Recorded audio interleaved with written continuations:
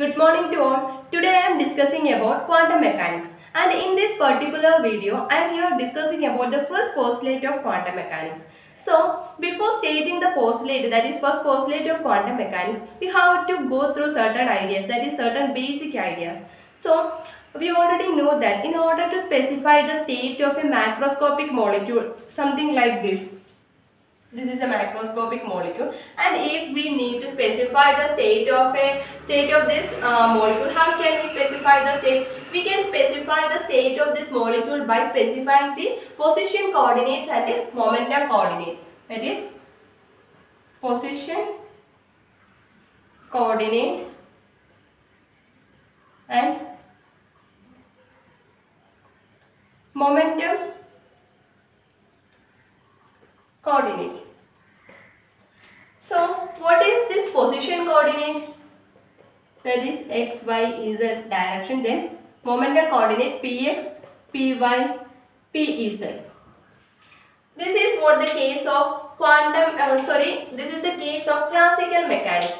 അങ്ങനെയാണെങ്കിൽ ഇവിടെ നമ്മൾ ഒരു മോളിക്യൂളിന്റെ കാര്യം പറഞ്ഞു. ഇനി ഒരു n നമ്പർ ഓഫ് മോളിക്യൂൾ ഉള്ള ഒരു സിസ്റ്റം ആണെന്നുണ്ടെങ്കിൽ എന്ത് ചെയ്താൽ മതി? ഇതിന്റെ 3n പൊസിഷൻ കോർഡിനേറ്റും 3n മൊമെന്റം കോർഡിനേറ്റും നമ്മൾ സ്പെസിഫൈ ചെയ്യുന്നുണ്ടെങ്കിൽ we can specify the state of a system. But when we are coming to this quantum mechanics, what is the case? This quantum mechanics, we already know that we are applying this to microscopic world. Microscopic world lekana. And the manifestation of this quantum mechanics is more visible to the microscopic world. So, in the case, we are taking the case of microscopic world. How can we define the state, or how can we specify the state of a microscopical system or a quantum mechanical system? Here, to specify the state of a microscopical system or a quantum mechanical system, we cannot rely on the momentum and position. It is not possible there. What is the reason? Because in the case of this quantum mechanics, the position we cannot take this position and momentum simultaneously because of uncertainty principle. That is, if you are going with this position and momentum, the uncertainty principle will oppose. That is, because we know that for uncertainty principle, this position and momentum cannot be determined accurately and cannot be determined precisely and simultaneously. That is, if you know an ultimate idea about position, then you have a vague idea about momentum. Then if you have a clear idea about momentum, then you have an unclear idea about position. This is because of uncertainty principle, and because of this uncertainty principle, we cannot specify the state of a microscopic particle using this position and momentum. In such a case, or in this type of case, we need the first postulate of quantum mechanics, or here it becomes a use for that. What the first postulate of quantum mechanics. അപ്പോൾ എന്താണ് ഈ first postulate of quantum mechanics എന്ന് പറയുമ്പോഴേ അത് എന്തിലേക്കായിരിക്കും നമ്മളെ നയിക്കുന്നത്? അതായത് ഒരു സിസ്റ്റത്തിൻ്റെ, ഒരു മൈക്രോസ്കോപ്പിക് സിസ്റ്റം അല്ലെങ്കിൽ ഒരു ക്വാണ്ടം മെക്കാനിക്കൽ സിസ്റ്റത്തിൻ്റെ ആ ഒരു സ്റ്റേറ്റ് ഡിഫൈൻ ചെയ്യാനായിട്ടുള്ള ഒരു പാതയിലേക്കായിരിക്കും നമ്മളെ നയിക്കുന്നത്, അല്ലേ? That is what we are saying here. അപ്പോൾ നമുക്ക് അങ്ങനെ ഒരു സിസ്റ്റത്തിൻ്റെ ആ ഒരു സ്റ്റേറ്റ് സ്പെസിഫൈ ചെയ്യണമെന്നുണ്ടെങ്കിൽ നമുക്കൊരു ഫംഗ്ഷൻ ആവശ്യമാണ് ക്വാണ്ടം മെക്കാനിക്സിൻ്റെ കേസിൽ. സോ നമ്മളിനി ക്വാണ്ടം മെക്കാനിക്സിൻ്റെ കേസിലേക്ക് കടക്കുക. അപ്പോൾ നമുക്ക് ആവശ്യമായിട്ടുള്ള ഒരു ഫംഗ്ഷൻ എന്ന് പറയുന്നത് psi ആണ്. psi rt. ഇവിടെ ഈ r എന്ന് പറയുന്നത് പൊസിഷൻ കോർഡിനേറ്റ് ആണ്.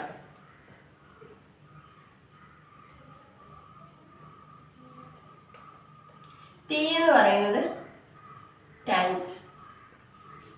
അപ്പം ഇവിടെ ഈ psi rt എന്ന് പറയുന്നത് r എന്ന് പറയുന്നത് പൊസിഷൻ കോർഡിനേറ്റും t എന്ന് പറയുന്നത് ടൈമും ആണ്. ഈ psi എന്ന് പറയുന്നത് ഈ രണ്ടെണ്ണത്തിനെ ഡിപ്പെൻഡ് ചെയ്തിരിക്കുകയാണ്. അതായത് r-നെയും t-നെയും ഡിപ്പെൻഡ് ചെയ്യുന്നുണ്ട്. ഈ ഒരു ഫംഗ്ഷനെ നമ്മൾ പറയുന്നതാണ് വേവ് ഫംഗ്ഷൻ. ഈ ഒരു ഫംഗ്ഷനെ പറയുന്നതാണ് wave function.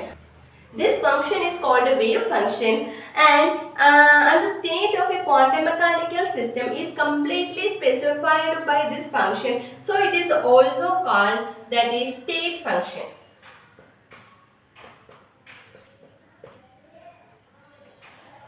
So this function is called a wave function, and the state of a quantum mechanical system is completely specified by this function. Hence it is also called a state function.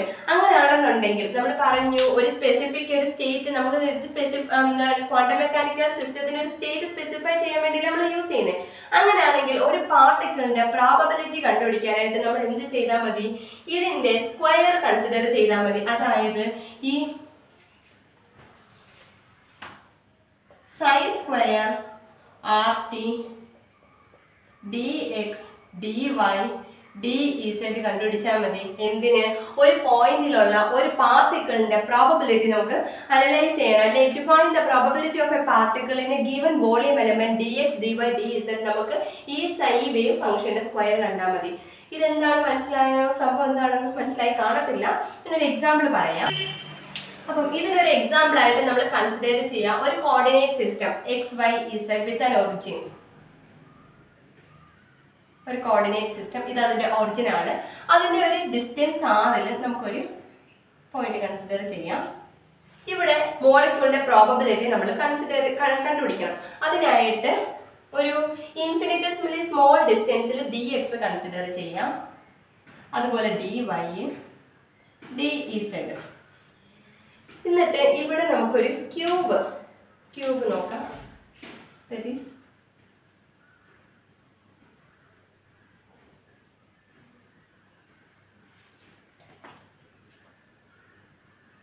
Cube വരച്ചു. And if you are considering a volume element like this dx dy dz, ഈ ഒരു cube എന്ന് പറയുന്നത് എന്താണ്? ഇൻഫിനിറ്റിസിമലി small ആണ്. അതായത് ഒരു ഒറിജിനിൽ നിന്നും ഒരു r ഡിസ്റ്റൻസിലാണ് ഈ ഒരു വോളിയം എലമെന്റ് നിൽക്കുന്നത്. അപ്പൊ ഇതിന്റെ അതായത് if you need to find the probability to find the particle, that is example an electron, ആ ഇലക്ട്രോണിന്റെ പ്രോബബിലിറ്റി നമുക്ക് കണ്ടുപിടിക്കണമെങ്കിൽ ആദ്യം നമ്മൾ കണ്ടുപിടിക്കേണ്ടതാണ് sin RT. ബിക്കോസ് എന്താണ്? psi എന്തിനെ ഡിപ്പെൻഡ് ചെയ്തിരിക്കുകയാണ്? R-നെ ഡിപ്പെൻഡ് ചെയ്തിരിക്കുകയാണ്. എന്നിട്ട് ഇതിന്റെ സ്ക്വയർ കാണണം. That is psi square RT dx dy dz. അപ്പൊ നമുക്ക് എന്ത് കിട്ടും? പ്രോബബിലിറ്റി കിട്ടും. That is probability to find the particle in a volume element dx dy dz. അപ്പൊ എന്താണ്? ആദ്യം സൈൻ കണ്ടുപിടിക്കുക, പിന്നെ സൈനിന്റെ സ്ക്വയർ. പിന്നെ ഇവിടെ ഈ ഒരു കേസിൽ നമുക്ക് ഇങ്ങനെ പറഞ്ഞു, നമുക്ക് എന്ത് ചെയ്താൽ മതി? ഇങ്ങനെ സൈനിന്റെ സ്ക്വയർ എടുത്താൽ മതി. സ്ക്വയർ എടുക്കുമ്പോൾ നമുക്ക് എന്ത് കിട്ടുമെന്ന്? പാർട്ടിക്കിളെ ഫൈൻഡ് ചെയ്യാൻ പറ്റുമെന്ന്. പക്ഷെ ഇങ്ങനെ വരുമ്പോൾ ഒരു പ്രോബ്ലം ഉണ്ട്. That is psi can be real and complex. അപ്പൊ സൈക്ക് എന്താകാം? സൈ ഒന്നെങ്കിൽ റിയൽ ആകാം, അല്ലെങ്കിൽ ചില കേസിൽ അത് കോംപ്ലക്സ് ആകാം, ഒരു കോംപ്ലക്സ് ഫംഗ്ഷൻ ആകാം. സോ ഇങ്ങനെയുള്ള കേസിൽ അതായത് റിയൽ ആവുകയാണെങ്കിൽ ഓക്കെ, നമുക്ക് യാതൊരു പ്രോബ്ലം ഇല്ല, നമ്മൾ ഇതങ്ങ് അപ്ലൈ ചെയ്ത് കൊടുത്താൽ മതി.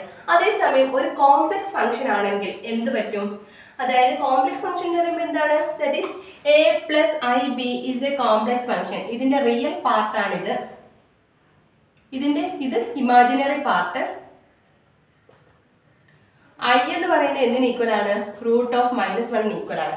അങ്ങനെ √(-1) വരുന്ന കേസിൽ നമ്മൾ പറഞ്ഞു സൈൻ്റെ എന്ത് ചെയ്താൽ മതി? സ്ക്വയർ എടുത്താൽ മതി. അപ്പം സൈൻ എന്ന് പറയുന്നത് ഒരു കോംപ്ലക്സ് ഫംഗ്ഷൻ ആണെന്നുണ്ടെങ്കിൽ അതിന്റെ സ്ക്വയർ എടുക്കുമ്പോൾ എന്തോ സംഭവിക്കും? ഇവിടെ ഓട്ടോമാറ്റിക്കലി ഈ a + ib എന്നുള്ള എന്തായിട്ട് മാറും? ഒരു a - ib ആയിട്ട് മാറും അല്ലേ? അപ്പൊ എന്താണ് അത്? It is not possible. Why? Because നമ്മൾ പറഞ്ഞു എന്താണ്? ഒരു പാർട്ടിക്കിൾ നമുക്ക് നേരത്തെ അറിയാവുന്ന കാര്യം ഇത്. അതായത് പ്രോബബിലിറ്റി എന്ന് പറയുമ്പോൾ എന്താണ്? അത് 0 to 1 ഇടയ്ക്കുള്ള ഒരു വാല്യൂ ആയിരിക്കണം. അതായത് 0 എന്ന് വെച്ചാൽ അവിടെ പാർട്ടിക്കിൾ ഇല്ല, അതേസമയം 1 എന്ന് വെച്ചാൽ അവിടെ പാർട്ടിക്കിൾ ഉണ്ട്. That is sure there is A particle. അതേസമയം ഒരു നെഗറ്റീവ് വാല്യൂ അതിന് പോസിബിൾ ആണോ? ഒരിക്കലും അല്ല. അപ്പം 0 to 1 ഇടയ്ക്ക് ഒരു വാല്യൂ മാത്രമേ നമുക്ക് പോസിബിൾ ആവത്തുള്ളൂ. അപ്പൊ ഇങ്ങനെ ഒരു കോംപ്ലക്സ് ഫംഗ്ഷൻ വന്നു കഴിഞ്ഞാൽ it should be a meaningless. That is we have to find the complex conjugate of this complex function. അപ്പം ഈ ഒരു കോംപ്ലക്സ് ഫംഗ്ഷന്റെ കോംപ്ലക്സ് കോൺജുഗേറ്റ് കണ്ടുപിടിക്കണം. അപ്പൊ കോംപ്ലക്സ് ഫംഗ്ഷൻ ഇതാണ് നമ്മുടെ കോംപ്ലക്സ് ഫംഗ്ഷൻ. അതായത് psi = a + ib. അപ്പൊ ഈ ഒരു കേസ് വരുമ്പോൾ നമുക്ക് പറ്റത്തില്ലല്ലോ. കാരണം എന്താണ്? psi സ്ക്വയർ ആകുമ്പോൾ അത് നെഗറ്റീവ് വാല്യൂ, അതൊരു പ്രോബബിലിറ്റി കണ്ടുപിടിക്കാൻ അത് മീനിങ്ലെസ് ആണ്. സോ ഇനി നമ്മൾ ഇതിന്റെ കോംപ്ലക്സ് കോൺജുഗേറ്റ് കാണുക. കോംപ്ലക്സ് കോൺജുഗേറ്റ് എന്ന് പറയുമ്പോൾ psi സ്റ്റാർ ആണ്. That is equal to a - ib. എങ്ങനെയാണ് ഇവിടെ കോംപ്ലക്സ് കോൺജുഗേറ്റ് കണ്ടുപിടിച്ചത്? That is by just reversing the sign just reverse ചെയ്തതേ ഉള്ളൂ. അങ്ങനെ നമ്മൾ കോംപ്ലക്സ് കോൺജുഗേറ്റ് കണ്ടുപിടിച്ചു. സോ ഇതാണ് കോംപ്ലക്സ് കോൺജുഗേറ്റ്. ഇനി ഇതിന്റെ ഒരു കോംപ്ലക്സ് ഗ്രാഫ് നമുക്ക് ജസ്റ്റ് ഒന്ന് നോക്കാം. ദാറ്റ് ഈസ് ഈ ഒരു കോംപ്ലക്സ് ഫംഗ്ഷന്റെ കോംപ്ലക്സ് കോൺജുഗേറ്റ് ഫംഗ്ഷന്റെയും കൂടെ ഗ്രാഫ് ഒന്ന് നോക്കാം. That is this is real part and this is imaginary. നമുക്ക് ഇതിനെ ഈ ഒരു ഇതില് നോട്ട് ചെയ്യാം. That is ആദ്യമേ complex functions i = a + ib. അതിന്റെ റിയൽ പാർട്ട് ഇതല്ലേ, ഇമാജിനറി പാർട്ട് ഇതുമല്ലേ. അപ്പം a എന്ന് പറയുന്നത് റിയൽ പാർട്ടിൽ നോട്ട് ചെയ്യുക. ദാറ്റ് ഈസ് ഹിയർ a ആണെന്ന് വിചാരിക്കുക. അതുപോലെ ib യുടെ b, ദാറ്റ് ഈസ് ഇത് ഏകദേശം എന്താ ഇവിടെ ആണെന്ന് വിചാരിക്കുക. ബി എന്ന് പറയുന്ന പോയിന്റ് ഇവിടാണ്. ഇനി നമുക്ക് എന്ത് ചെയ്യാം, ഇതിനെ അങ്ങോട്ട് എക്സ്റ്റെൻഡ് ചെയ്ത് കൊടുക്കാം. That is extending this. ഇതിനെ ഇങ്ങോട്ടും എക്സ്റ്റെൻഡ് ചെയ്ത് കൊടുക്കാം. അപ്പം ഇവിടെ ഒരു പോയിന്റ് കിട്ടത്തില്ലേ, ആ ഒരു പോയിന്റ് ആണ് xi = a + ib എന്ന് പറയുന്നത്. ഇനി നെക്സ്റ്റ് കോംപ്ലക്സ് കോൺജുഗേറ്റ് റെപ്രസെന്റ് ചെയ്യാം. ദാറ്റ് ഈസ് ഇവിടെ a ആ റിയൽ പാർട്ടിൽ അവിടെ തന്നെയാണ്. ദെൻ ib, അതായത് -ib, അതൊരു നെഗറ്റീവ് വാല്യൂ. അപ്പം താഴോട്ടല്ലേ വരുന്നത്. ദാറ്റ് ഈസ് ഏകദേശം എന്താ ഇവിടെ വരും b എന്ന് പറയുന്ന വാല്യൂ. ഇനി നമുക്ക് ഇതിനെ എക്സ്റ്റെൻഡ് ചെയ്ത് കൊടുക്കാം. ഈ ഒരു പോയിന്റ് ആണ് sin star = a - ib എന്ന് പറയുന്ന പോയിന്റ്. അപ്പം ഈ ഒരു ഫിഗറിൽ നിന്നും ഈ ഒരു ഗ്രാഫിൽ നിന്നും നമുക്ക് എന്ത് മനസ്സിലായി? psi star is the mirror image of psi എന്ന് മനസ്സിലായി. ഇനി നമുക്ക് ചെക്ക് ചെയ്യാം. അതായത് psi star അതിന്റെ പ്രോഡക്റ്റ് ഒന്ന് ചെക്ക് ചെയ്ത് നോക്കാം. അതായത് psi star = a + b × a + ib × a - ib. ഈ ഇക്വേഷൻ എല്ലാവരും ഓർക്കുന്നുണ്ടോ? നമ്മൾ പണ്ടേ പഠിച്ചിട്ടുള്ളതാണ്. a + b × a - b, a² - b². അപ്പൊ അങ്ങനെ വരും a + b a² - ib the whole square. That is equal to a² - i² × b². That is i² എന്ന് പറയുമ്പോൾ എന്താണ്? That is -1. That is a² + b² എന്ന് വരത്തില്ലേ. അപ്പൊ നമുക്ക് psi star = a² + b² എന്ന് വന്നു. ഇനി നമ്മൾ നോക്കേണ്ടത് ഈ ഒരു ഗ്രാഫിൽ നിന്നും നമുക്കൊരു ട്രയാങ്കിൾ കൺസിഡർ ചെയ്തൂടെ? ഇങ്ങനൊരു റൈറ്റ് ട്രയാങ്കിൾ കൺസിഡർ ചെയ്യാനോ. ഇവിടെ 90 ഡിഗ്രി ആണ്. പിന്നെ ഇവിടെ മുതൽ ഇവിടം വരെ എന്ന് പറയുന്നത് a ആണ്. അതേപോലെ ഇവിടെ മുതൽ ഇവിടെ വരെ എന്ന് പറയുന്നത് b ആണ്, അല്ലേ? ആണല്ലോ. അപ്പൊ പൈതഗോറസ് തിയറം വെച്ചിട്ട് നമുക്ക് എന്ത് പറയാം? ഈ ഒരു, അതായത് ഇവിടെ ഒറിജിൻ o ആണ്. അപ്പം ഈ ഒരു ഹൈപ്പോട്ടന്യൂസ് എന്ന് പറയുന്നത് √a² + b² അല്ലേ? ഹൈപ്പോട്ടന്യൂസ് സ്ക്വയർ = b² + altitude² നമ്മൾ പഠിച്ചിട്ടുള്ളതല്ലേ.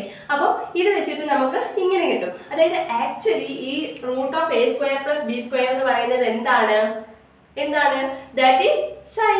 അതായത് 0 to psi മുതലുള്ള വാല്യൂ അല്ലേ? That is psi = a² + b² √a² + b² അല്ലേ? അപ്പൊ നമുക്ക് എങ്ങനെ എഴുതാം equation? That is psi = √a²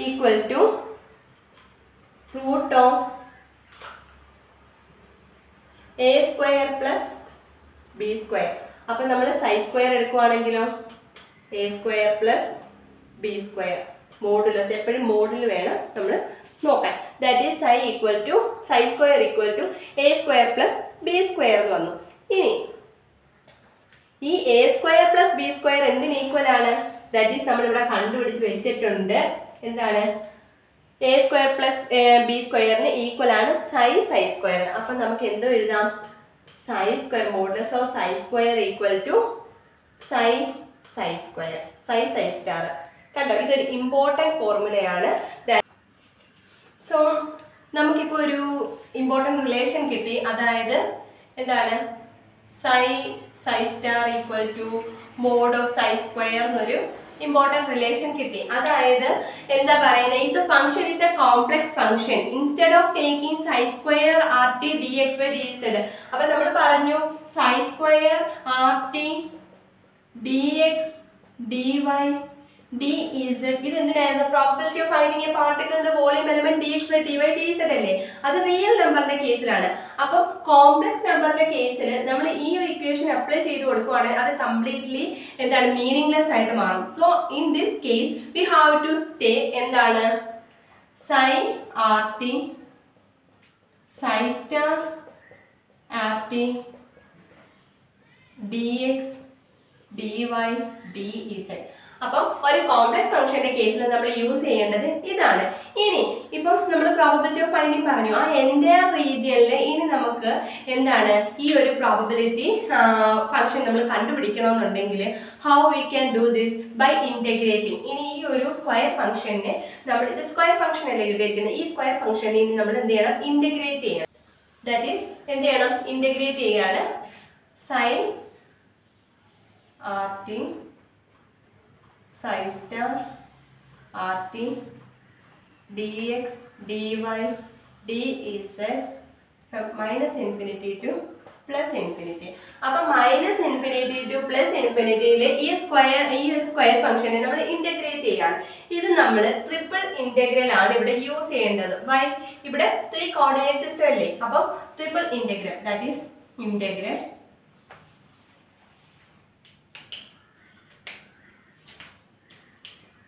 triple integral minus infinity to plus infinity sin rt sin star rt dx dy dz equal to. അതായത് ഇവിടെ നമ്മൾ മാക്സിമം പ്രോബബിലിറ്റി ആണ് കണ്ടുപിടിച്ചിരിക്കുന്നത്. Maximum probability കണ്ടുപിടിക്കാൻ ട്രിപ്പിൾ ഇന്റഗ്രൽ ആഡ് ചെയ്ത് അങ്ങനെ മാക്സിമം പ്രോബബിലിറ്റി കണ്ടുപിടിക്കുമ്പോൾ നമുക്ക് കിട്ടേണ്ട value എന്താണ്, ദാറ്റ് ഈസ് മാക്സിമം പ്രോബബിലിറ്റി എന്ന് പറയുമ്പോൾ എത്ര, ദാറ്റ് ഈസ് 1 അല്ലേ. അതായത് ഒരു മാക്സിമം പ്രോബബിലിറ്റി 0 to 1 ഇടയ്ക്കുള്ള വാല്യൂ ആയിരിക്കും. അപ്പം പ്രോബബിലിറ്റി എന്ന് പറയുന്നത് അപ്പം മാക്സിമം പ്രോബബിലിറ്റി എത്രയാണ്, 1 ആണ്. അപ്പം ഇങ്ങനെ 1 വരുന്ന കേസിൽ 1 ആവാന്ന് പറഞ്ഞാൽ എന്താണ്, psi should be normalized. Psi normalized ആണെങ്കിലല്ല അവിടെ നമുക്ക് 1 എന്ന് പറയാൻ പറ്റത്തുള്ളൂ.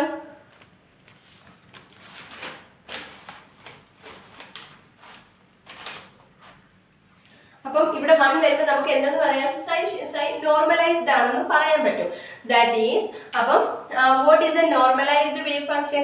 A wave function is said to be normalised when the square of the wave function should be equal to 0 from minus infinity to plus infinity. അതായത് ഇപ്പം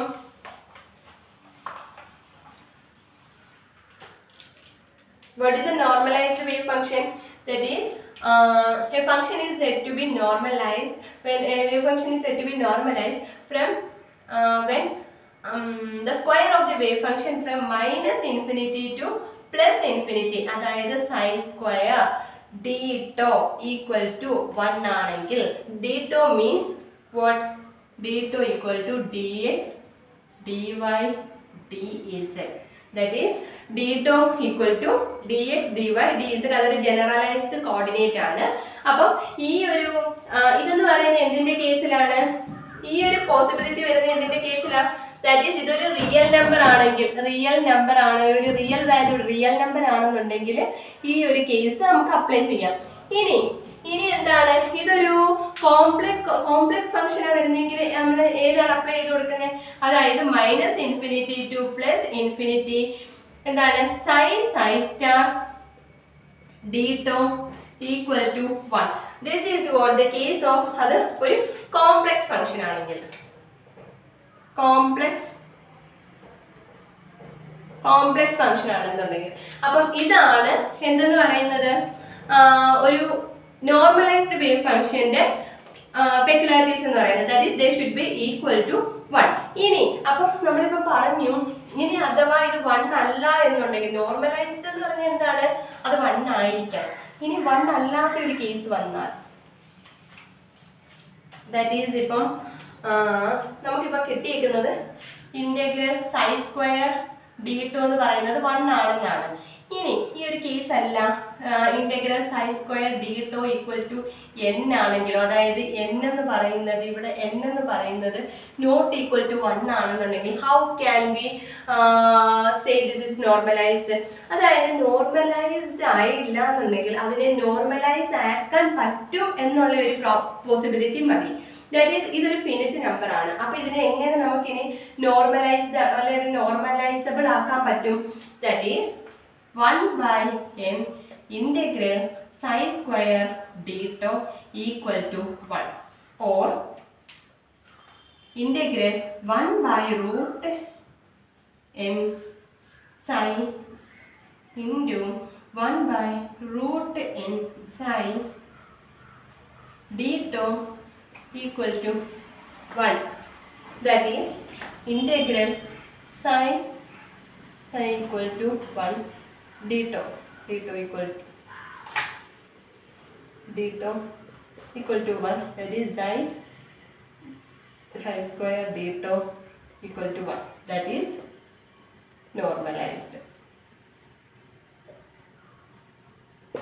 അപ്പം ഒരു ഫിനിറ്റ് നമ്പർ ആണ് ഉണ്ടെന്നുള്ള കേസിൽ നമുക്ക് എന്താ ചെയ്യാൻ പറ്റും? അതിനെ നമുക്ക് നോർമലൈസ്ഡ് ആക്കാൻ പറ്റും. അതായത് ഇവിടെ ഒരു ഇവിടെ എന്ന് പറയുമ്പോൾ സൈൻ എന്താണ്? നോർമലൈസ്ഡ് അല്ല. ആ സൈനെ നമ്മൾ ഒരു കോൺസ്റ്റന്റ് കൊണ്ട് മൾട്ടിപ്ലൈ ചെയ്ത് നമുക്ക് എന്ത് ചെയ്യാൻ പറ്റും? ഒരു നോർമലൈസ്ഡ് ആക്കി മാറ്റാൻ പറ്റും. ഇനി നെക്സ്റ്റ് നമ്മൾ ഡിസ്കസ് ചെയ്യാൻ പോകുന്നത് പ്രോപ്പർട്ടീസ് ഓഫ് സൈൻ. സൈനിന്റെ പ്രോപ്പർട്ടീസ്. ഫസ്റ്റ് പ്രോപ്പർട്ടി എന്താണ്? What is the first property? അതായത് psi should be normalized or നോർമലൈസബിൾ.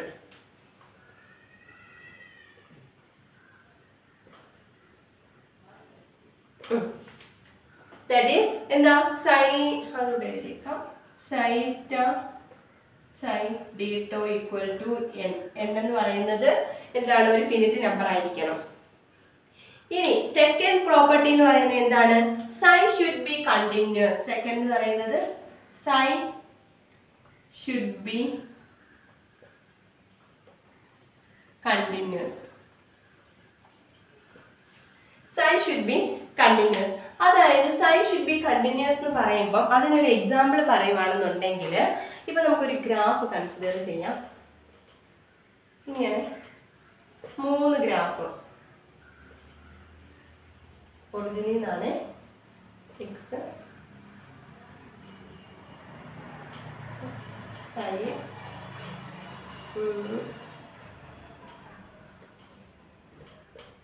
ഇങ്ങനെ കൺസിഡർ ചെയ്യുമ്പോൾ ഇവിടെ ഫസ്റ്റ് കേസിൽ ഇതിൽ ഏതൊക്കെയാണ് ഒരു കണ്ടിന്യൂസ് ഫംഗ്ഷൻ എന്ന് പറയുന്നത്? അതായത് ഇപ്പൊ നമ്മൾ ഫസ്റ്റ് കേസ് കൺസിഡർ ചെയ്യുക. ഇതിന്റെ സ്ക്വയർ എടുക്കുക എന്ന് പറയുമ്പോൾ ഇതാ ഇങ്ങനെ ആയിരിക്കുമല്ലോ ഇതിന്റെ സ്ക്വയർ വരുന്നത്. അതായത് എക്സിന് കറസ്പോണ്ടിങ് ആയിട്ടുള്ള ഒരു വാല്യൂ ഇതാ ഇവിടെ ഉണ്ട്. നമ്മൾ എക്സിൽ ഏത് പോയിന്റ് എടുത്താലും അതിന് കറസ്പോണ്ടിങ് ആയിട്ടുള്ള ഒരു വാല്യൂ നമുക്ക് കിട്ടും. കറസ്പോണ്ടിങ് ആയിട്ടുള്ള ഒരു വാല്യൂ. അതേസമയം ഈ ഒരു കേസിലോ നമുക്ക് ഇവിടെ എക്സിന്റെ ഒരു കറസ്പോണ്ടിങ് വാല്യൂ എടുത്തത് ഇവിടെ കിട്ടും, ഇവിടെ എടുത്താലും കിട്ടും. പക്ഷെ ഇവിടെ എടുത്താലോ ഇത്രയും ഒരു പോർഷനിൽ നമുക്ക് ഒന്നും കിട്ടത്തില്ല. ആ ഒരു സെയിം സംഭവമാണ് ഇവിടെയും വരുന്നത്. കണ്ടോ? അപ്പം കണ്ടിന്യൂസ് ഫംഗ്ഷൻ ഏതാണ്? That is this. ഒരു നിങ്ങൾക്ക് മനസ്സിലാവുന്ന രീതിയിൽ ഒരു എക്സാമ്പിൾ പറയുവാണെന്നുണ്ടെങ്കിൽ ഇപ്പം നമുക്കൊരു ക്രിക്കറ്റ് മാച്ച് കൺസിഡർ ചെയ്യുകയാണെന്നുണ്ടെങ്കിൽ ഒരു ബാറ്റ്സ്മാൻ ബോൾ എറിയുക.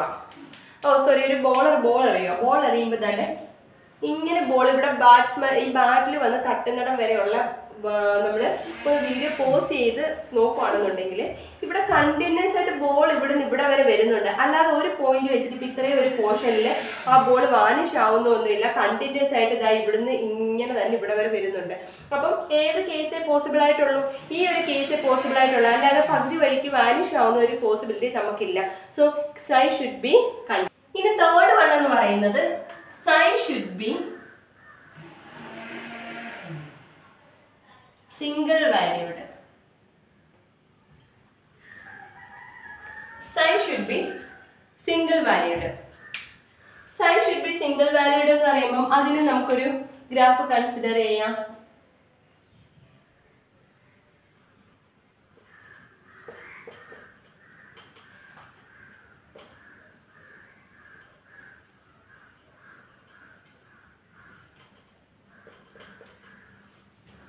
അതായത് നമ്മൾ ഒരു പാർട്ടിക്കിളിന് പ്രോബബിലിറ്റി പറയുമ്പോൾ ഈ എക്സിന് കറസ്പോണ്ടിങ് ആയിട്ടുള്ള ഒരു വാല്യൂ ഇതായി ഇവിടെ കിട്ടും.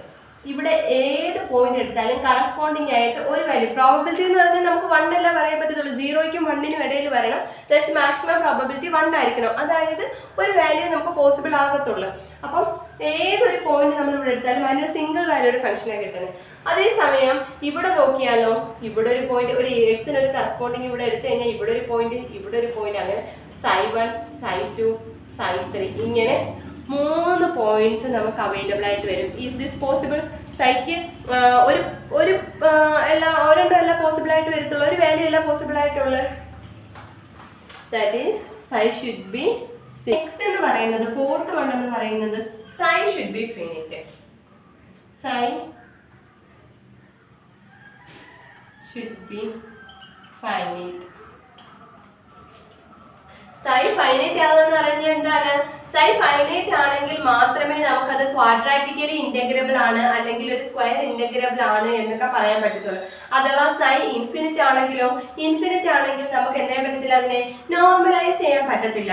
So if the wave function satisfy all these conditions, we can call this function as a well behaved function.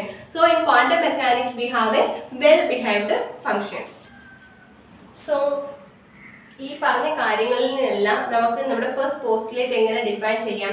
The state of a quantum mechanical system is completely specified by a function psi rt that depends on the coordinates of the particle and time. The function called wave function or state function have an important property that psi star psi dx dy dz is the probability lies in the volume element dx dy dz. So this is what the first postulate of quantum mechanics. അപ്പം video നന്നായിട്ട് understood ആയെന്നുണ്ടെങ്കിൽ like ചെയ്യുക, share ചെയ്യുക, subscribe ചെയ്യുക. Thank you.